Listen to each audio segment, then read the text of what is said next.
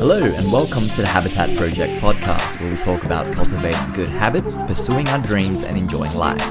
I'm Anthony, and these are my findings on how to make the most out of each day and enjoy the process along the way. Let's go.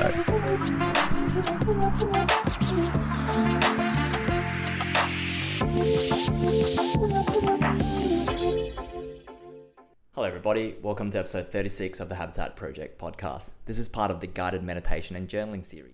Every Sunday, we have the opportunity to sit down, have some space for ourselves, and create useful mental and emotional patterns. This puts us in the best position to handle the week to come.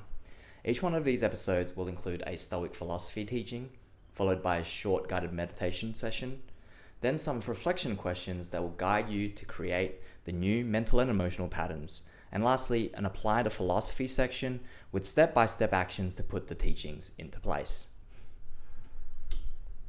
Let's get into today's episode. Sometimes couples argue and have disagreements. Leah and I are no different. One of the things that we have friction about is in the way in which I listen, or lack of. On my side of the perspective, it is the way that Leah communicates that is the problem. Leah thinks that the way that I listen is lacking in focus. I think that the way that she communicates does not give me the signal above noise. There is simply too much information for me to be able to get what the point is. We're both right and we're both wrong at the same time. This is a problem. The way that I listen is a habit. It is a pattern of behavior that I've been doing throughout my life to pick up on certain information in a way that I find useful. The way that Leah communicates is also a pattern of behavior. One that she too has been doing throughout her life in order to give certain useful information. There is an obvious mismatch in the ways that I receive information and the way that she produces the information. If we are not aware of this habit, the pattern of behavior that we have, we will continue to have this problem. It is in our best interest to be aware of our patterns of behavior, to see where it is useful and not useful, to see where it can be improved for our own sake and for the sake of our relationship. The reason to improve on the awareness and understanding of our habit is because we can be blinded by it. If we're not aware of the habits that we have to perceive the world around us, we have a blind spot as to what the shortcomings are in our understanding. When we are aware of the habits and are mindful of the way that it is being used to make sense of the world around us, we can put ourselves in better position to make a better experience for ourselves.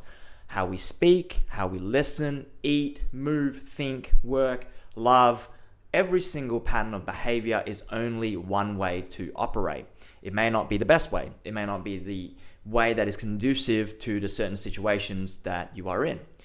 It is therefore in our best interest to make sure that we are aware of how we speak, listen, how we eat, how we think, how we work, how we love. It is in our best interest to be aware of our habits. Then we can see how we can improve on them in order to use them to enjoy the experiences of life. If we are ignorant of our patterns of behavior, perceiving that it is the only way of doing things, it would mean that we will always be running into problems. Every single time a situation does not match your default pattern of behavior, it will become a problem.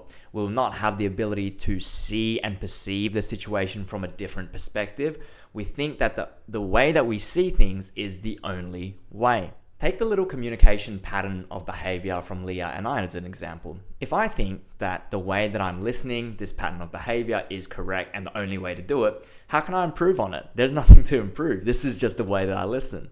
Similarly, if Leah thinks that the way that she communicates is the best way to communicate and there's no other way to put her word, no other way to word her thoughts, then how can she improve on it? There is also nothing to improve. This is just the way that she talks.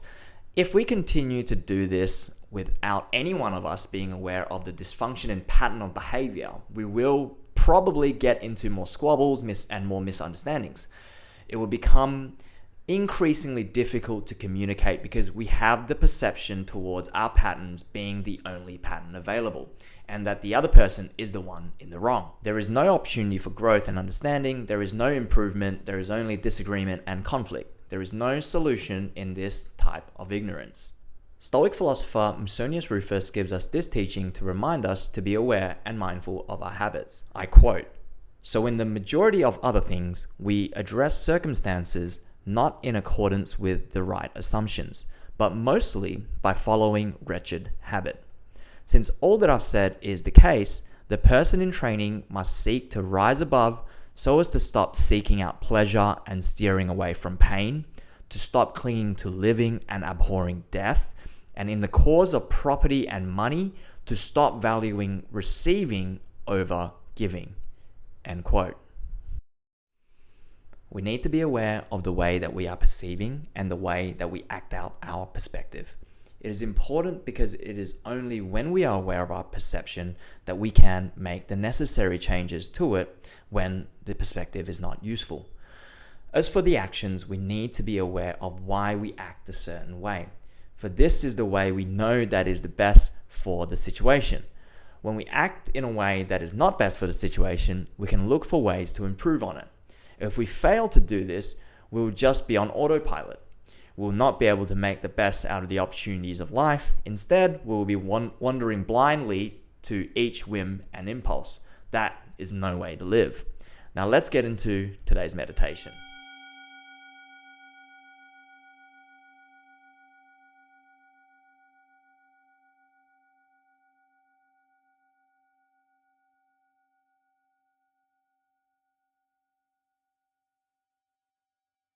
Allow yourself to get into a posture that is comfortable. Your feet flat on the floor or comfortably crossed. Hands resting gently on your knees or your lap. Whatever position you find most comfortable. Feel your body grounded onto the surface beneath you. Shoulders tall and relaxed. Maybe try shrugging them up to your ears and gently rounding them back and letting them drop slightly. If it is comfortable for you, let's start with a few gentle deep breaths in through the nose and out through the mouth.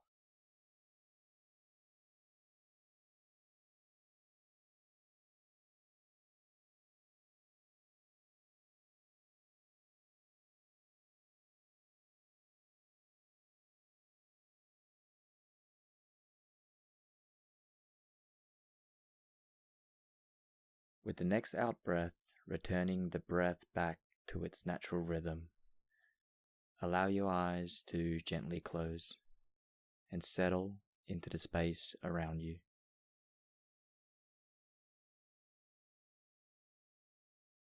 Noticing any sounds or smells and just letting them come and go. Bring your attention to the body. Noticing any particular sensations that are present, starting from the top of your head and go down through your body to your toes.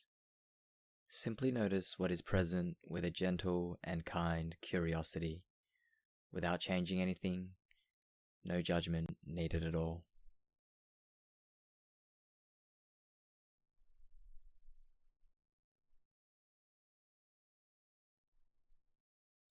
Now, gently shifting your attention to your breath.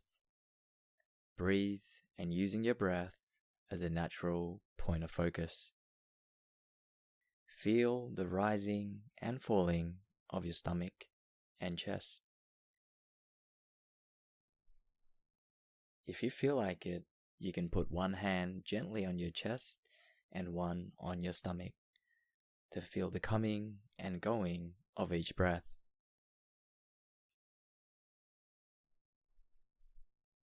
Continue to use the breath as a natural point of focus, with each in-breath counting 1, with each out-breath counting 2, and 3, and 4, all the way up to 10, and then starting back at 1.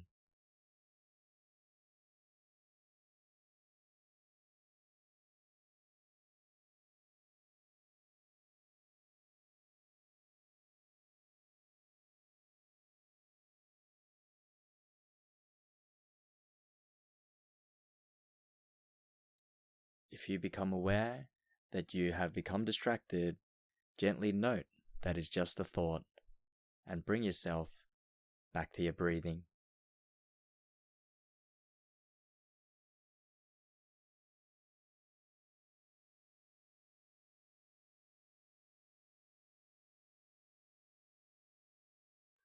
And gently letting go of the focus on the breathing. If the mind wants to think, let it think for a few moments.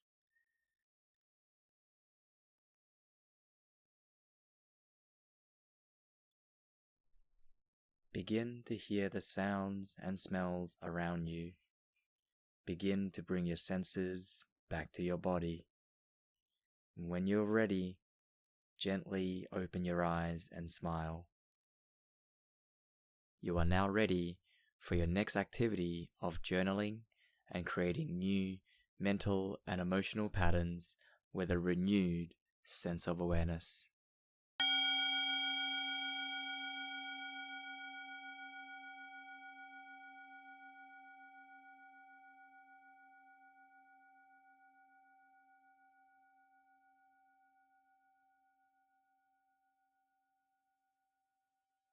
Bring out whatever you would like to do your journaling in. It could be a pen and paper with a physical journal. Maybe you're doing it on a laptop or a device. Whatever you choose that is easier for you to start. Point 1. Write down some habits that you have that are reflexive, that you do not think about, that are not necessarily useful. Point 2. Write down how you will change these thought patterns. Point 3. How will you use pain, abstinence, and self-control to gain access to more contentment and gain meaning from life? Point 4. How will you let go of attachment to the idea of living is good and death is bad? Reflect on the idea that getting money and riches may not always be within your control, but giving it away is always within your control. How can you focus more on what is within your control? Which one do you value more?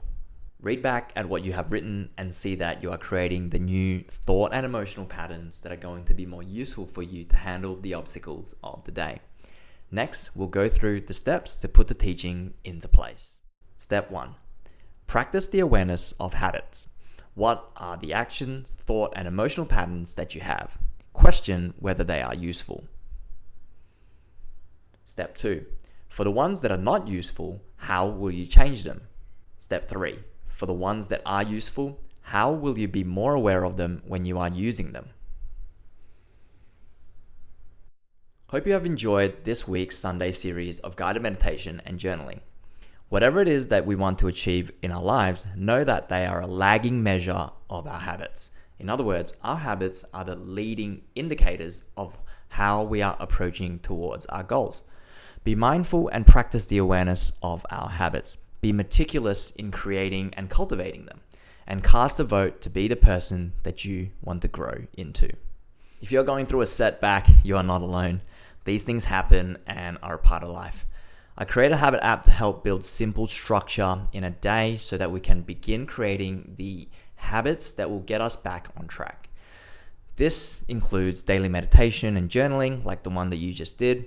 By creating clarity and useful mental and emotional patterns daily, you arm yourself to be ready for anything that will happen during the day. Whatever that may happen, it will find you ready. Download Habit app for free now. You can email me on anthony@thehabitatproject.net. Click the book now button on our Instagram bio or DM me on habitapp_, and we'll schedule an onboarding call to get you into the use of Habit app to create structure in your day that will allow you to build the good habits and help you gain control over the approaches towards the stresses in your life. For any information about what I'm doing for this project, please check out our website, thehabitatproject.net. Thank you so much for listening to this episode, everyone. Please give me up to a 5-star review on Spotify. It will really help out this little show that I'm building. Please share this with your friends and family who might need the tools, technique, and perspective that we talk about to get themselves back on track if they're experiencing some sort of setback. Lastly, if you have any feedback, please let me know and I'll continue to put them into work to improve on this craft of podcasting. I'm Anthony. I'm inspired by your stories, your grit, your efforts, and I'm grateful to be on this journey with you. Keep on cultivating good habits, pursue your dreams, and enjoy life. As always, much love, and see you on the next episode.